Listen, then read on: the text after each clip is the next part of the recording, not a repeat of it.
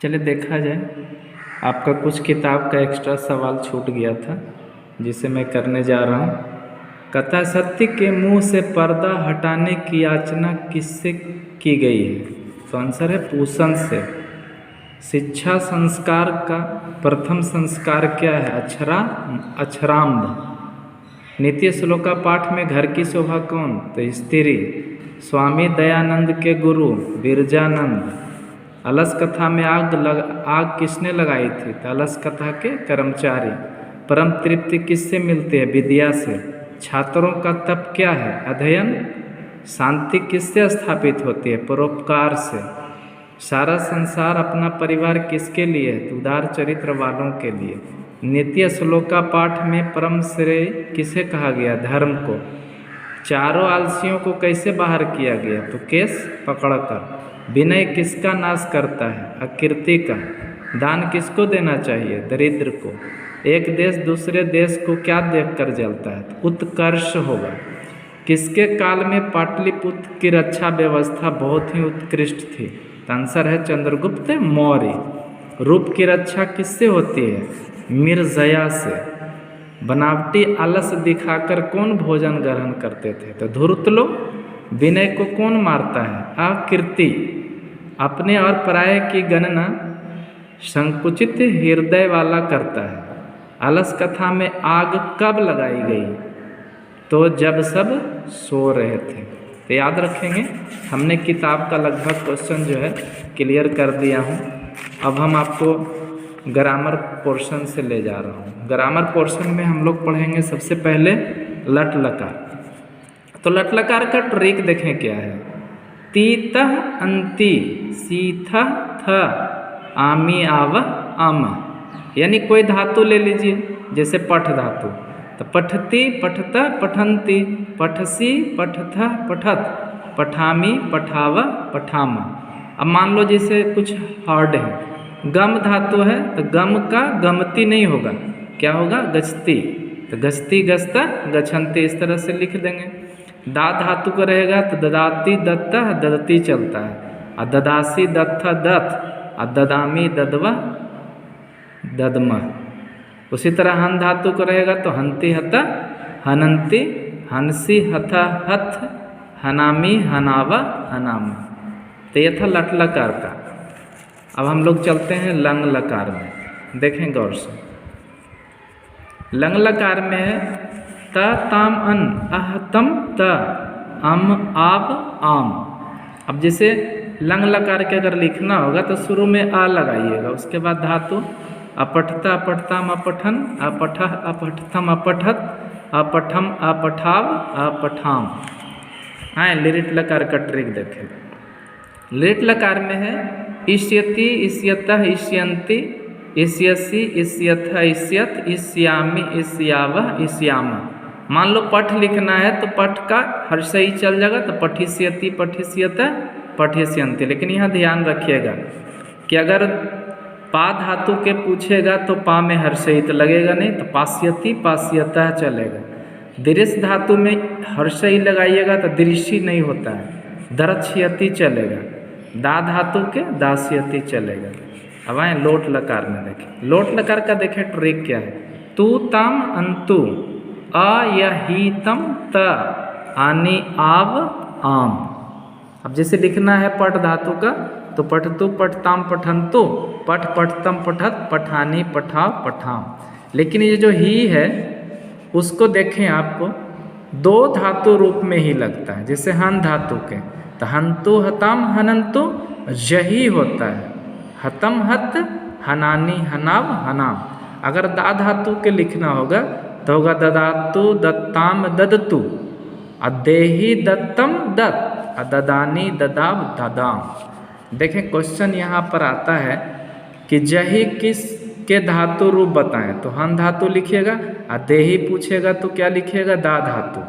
और वहाँ पूछेगा कि जही कौन पुरुष में है, तो मध्यम पुरुष के एक वचन में। आए विधि लिंग लकार का देखें। प्रथम पुरुष में होता है एत एताम एयुः, एह एतम एत, एयम एव एम। अब यहाँ देखें हम कुछ लिखे हैं सवाल, जो मेन सवाल है कि दा धातु मध्यम पुरुष के एक वचन में क्या होगा, तो देही। जही का मूल धातु क्या है, हन। पठेयम में धातु का रूप बताएं, तो पठेयम। एयम एव एम यानी कि विधिलिंग लकार होगा। अदरच्छयति किस में चलता है, दीर्घ धातु का, तो वो हो जाएगा लिरिट लकार का। आइए हम लोग चले संधि प्रकरण में। संधि प्रकरण में ढेर सारे सवाल आते हैं। संधि में पहला सवाल आता है कि वर्णों के मेल किस में होता है, तो कहिएगा संधि में। कुछ हम वर्णों के मेल बता रहे हैं, गौर से देखिएगा। आ जोड़ आ मिल के आ जोड़ आ मिल के आ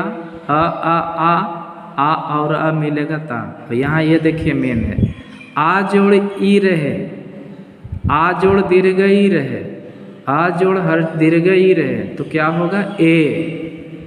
आ जोड़ उ रहे तो ओ होगा, यानी आ जोड़ उ रहेगा तो भी ओ। आ जोड़ ए रहेगा तो ए, आ जोड़ ए रहेगा तो ए। आ जोड़ ओ तो हो जाएगा ओ, और आ जोड़ ओ रहेगा तो औ। हर्षऊ जोड़ आ, जैसे सु जोड़ आगतम तो क्या लिखते हैं स्वागतम, तो ये याद रखिएगा, ये थोड़ा टफ है। उ अजोड़ा मिल के होता है वाह। उसी तरह हर्षई और अ मिल के होता है य। अब देखें संधि विच्छेद में दो तरह के सवाल आते हैं कि संधि विच्छेद बताएं। जैसे व्याकरणम का 4 गो ऑप्शन रहेगा, तो व्याकरणम में 4 ऑप्शन में क्या होगा जो सही, वी जोड़ आकरणम। अब भानुदय है तो भानुदय 4 प्रकार से लिखेगा। भानु जोड़ उदय हर्षुकार रहेगा, हो सकता है भानु दीर्घिकार रहे, हो सकता है भानु हर्षुकार रहे और उदय को दीर्घ उ लिख दे तो वो गलत हो जाएगा। लंबोदर के होगा लंब जोड़ उदरा। गंगोदकम तो गंगा जोड़ उदकम। देवर्षि तो देव जोड़ ऋषि। तथैव तथा जोड़ एव। अत्याचार के क्या होता है, अति जोड़ आचार। अन्वय अनु जोड़ या। स्वागतम तो पहले ही बोल चुका हूँ मैं, सु जोड़ आगतम। उसी तरह नयनम तो ने जोड़ अनम। भवना तो भो जोड़ अना। पावका तो पौ जोड़ अका। यह था स्वर संधि का है। व्यंजन संधि में देखें, अबजह अप व्यंजन में प्लस रहेगा, प्लस चिन्ह के पहले हलंत रहेगा। उन्नति उत जोड़ उन्नति। सज्जना सत जोड़ जना। उल्लासा तो उत जोड़ लासा। संसारा बहुत ही इंपॉर्टेंट है, सम म में हलंत देना है। नीचे आए हम लोग विसर्ग संधि में। निरोग देखें दीर्घिकार से लिखल है। आप विसर्ग संधि जब इसे बनाएंगे तो निह जोड़ रोगा। को अयम बहुत ही इंपॉर्टेंट सवाल है, कह जोड़ अयम होता है। निश्चय निह जोड़ चय। निष्पापा निह जोड़ पापा। प्रातः काला तो बीच से तोड़ दीजिएगा, हो जाएगा आपका।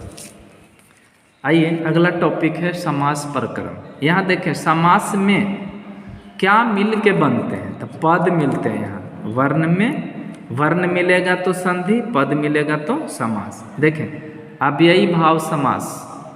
उपवनम कहेगा इसका विग्रह बताएं, 4 ऑप्शन रहेगा। वनस्य समीपम इति, या इसका सवाल इस तरह से भी पूछ सकता है कि दीनम दीनम इति से कौन सा शब्द बनेगा, तो प्रतिदीनम, यानी या तो विग्रह करके रहेगा या विग्रह रहेगा तो शब्द बनाना है। आइए तत्पुरुष में राजपुरुष है, यानी जिसका पहला जो है बहुत ही इंपॉर्टेंट, किसका पुरुष जी, जिसका अंतिम पद मतलब तो पुरुष। नदी तट दानवीर तो दाने वीर है। कर्मधारय पहला पद जो होगा विशेषण होता है, जैसे कृष्ण सर्पा तो काला सांप। महाजना तो महान जना।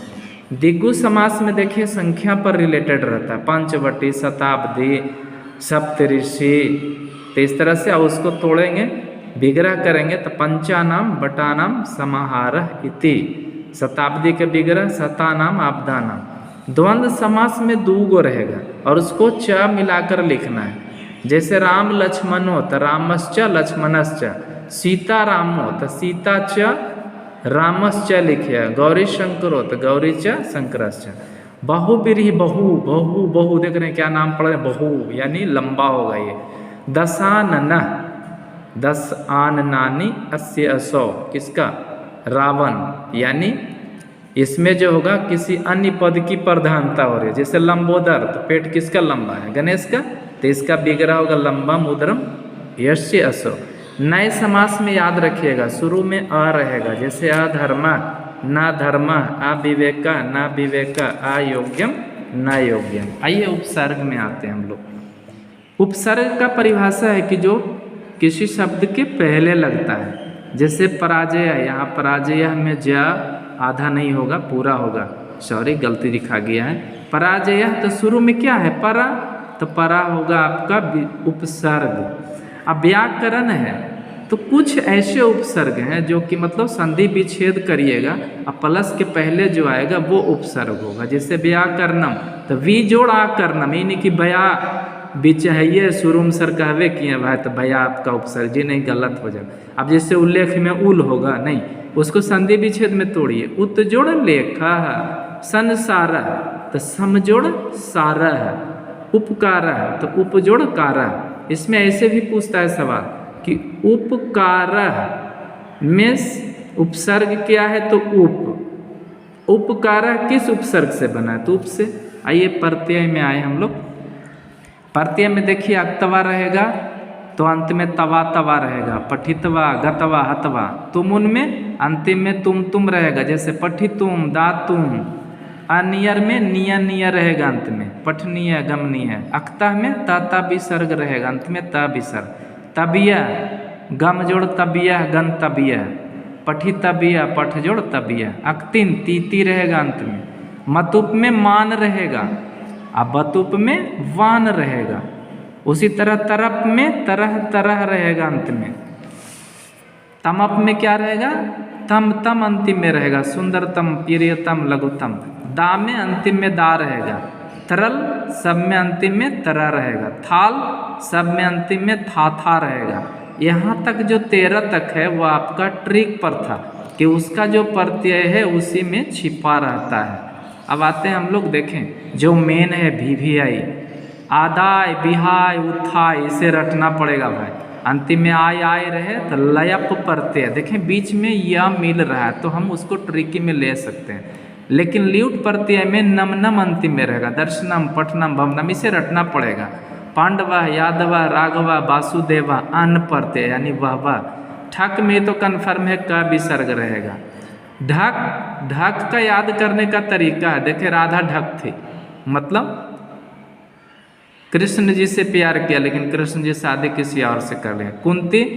कुंती क्या है, बिना शादीशुदा ही माँ बन गई, इसलिए लोग ढक कहलाएंगे। तो इस सब में ढक प्रत्यय लगाएंगे। घाई या रहेगा, घाया यह आ रहा है, भारतीय राष्ट्रीय क्षेत्रीय। अब इसी में देखें सवाल इस तरह से पूछ सकता है आपको कि पठ जोड़ अक्तवा से कौन सा शब्द बनेगा, तो पठितवा। अब पठितवा में कौन प्रत्यय, तो अक्तवा प्रत्यय।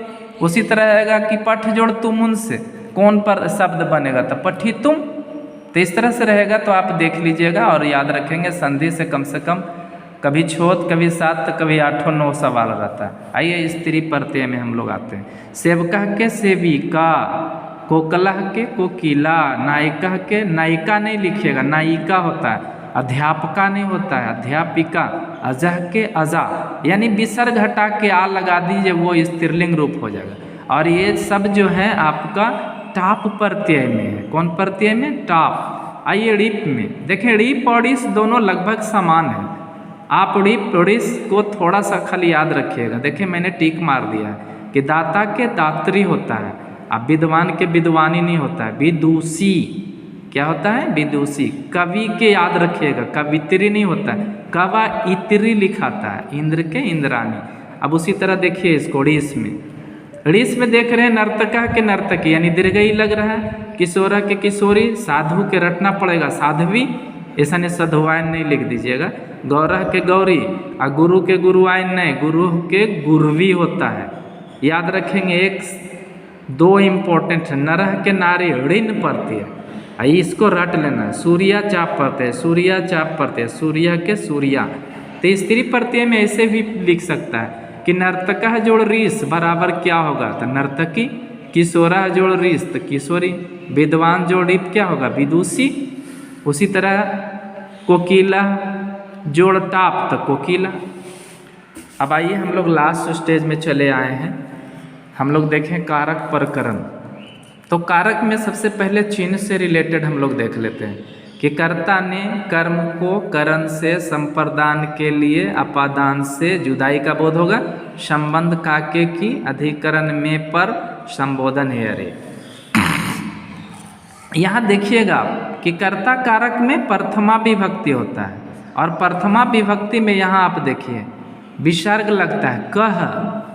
द्वितीया विभक्ति में देखिए कर्म कारक में द्वितीया विभक्ति लगती है और कर्म कारक में जिसमें द्वितीया विभक्ति लगेगा उसमें होगा अम म में हलंत। देखें तृतीया विभक्ति यानी कि आप यहाँ से चलिए करण कारक में तृतीया विभक्ति होती है और तृतीया विभक्ति जिसमें लगेगा उसमें एन, जैसे कलम है तो कलमेन, साइकिल है तो दुई चक्रयानेन, वायुयान है तो वायुयानेन। आइए संप्रदान कारक में कौन विभक्ति लगती है जी? तो चतुर्थी विभक्ति। और उसका देखें एक रहेगा तो आय लगाइएगा, जैसे ब्राह्मण के लिए तो ब्राह्मणाय और ब्राह्मणों के लिए तो ढेर सा ब्राह्मण हो गया तो हो जाएगा ब्राह्मण्यभ्यः।